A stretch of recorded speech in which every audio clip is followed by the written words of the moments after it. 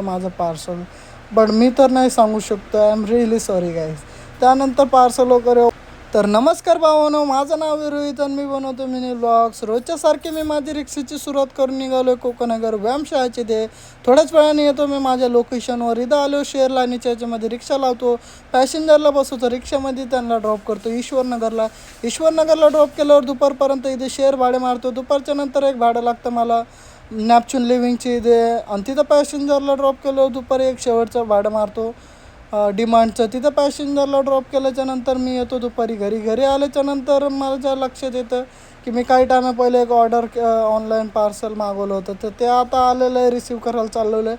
पुरं 1200 रुपीजचं माझं पार्सल आहे. तर चला रिसीव केलं आहे भावानं मी. आणि ह्या बारचीनीत पार्सलचा बॉक्स तर खूप मोठा आलेला आहे. चला आता घरी जाऊया. घरी गेल्याच्यानंतर मी याची प्रोफेशनल अनबॉक्सिंग करायला लागतो. काय भावानं तुम्ही कमेंट करून सांगू शकता ह्या बॉक्समध्ये काय असू शकतं माझं पार्सल. बट मी तर नाही सांगू शकतो. I am really sorry guys. त्यानंतर पार्सल वगैरे ओपन करतो आणि जातो मग संध्याकाळी आपल्या ईश्वरनगरला भाडे मारण्यासाठी. थोड्याच वेळाने येतो, पण जाताना एक भाडं लागलं होतं मला गाडो नाक्याचं. इथं आलं पॅसेंजरला ड्रॉप करतो आणि त्यानंतर मी माझा रिक्षा घेऊन येतो ईश्वरनगर रिक्षा स्टँडला. इथं आल्याच्यानंतर रात्री 10पर्यंत शेअर मीटर भाडे मारतो. आणि चला भावानो, आजचा ब्लॉग पण इथंच एंड करतो.